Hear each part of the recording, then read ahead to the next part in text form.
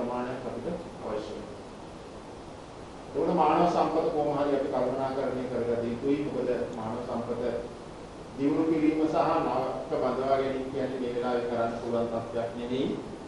නමුත් ඒ භෞතික සම්පත් අපිට විශාල වශයෙන් රජය මගින් ලබා දෙනවා. නමුත් රජයකට පමණක් මේ දේ උපරීමට හැකියාවක් නැහැ. අනේ එතෙදි තමයි සමුන්නාස්සලාගේ මේ සත්‍ක්‍රියාව ඉතා වැදගත් වෙන්නේ. මම හිතන්නේ පසුගිය මාස කිහිපය තුළ ඉතාමත්ම විශාල පරිත්‍යාග ප්‍රමාණයක් මේ රාගම ශික්ෂණ රෝහලට ලැබුණා. විවිධ පරිත්‍යාගශීලී. මෙන්න මේ නිසා තමයි මම මේ පරිත්‍යාගය ඉතාමත්ම අගය කොට සලකන්නේ.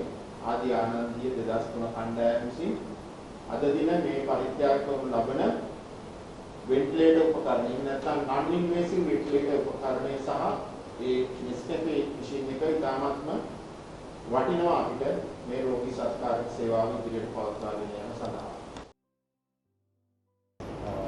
ආදී ආනන්දීය අධිෂ්ඨාපකේ අනුබද්ධ සංඝ කණ්ඩායමක් වන ආදී ආනන්දීය 2003 කණ්ඩායමේ රාගම රෝහලේ විසින් අපේ කණ්ඩායමේ සත්‍යජිත් සත්‍යජිත් පිළිගත් මේ රෝහලේ කරන අපිට දැනුම් ලැබුවා විදුලි මැෂින් එකක් අවශ්‍යයි කියලා.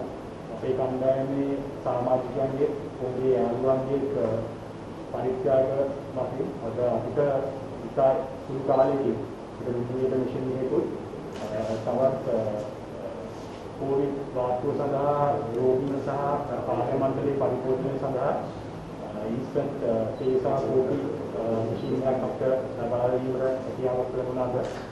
ඒක පරිත්‍යාගකින් තමයි අපි අද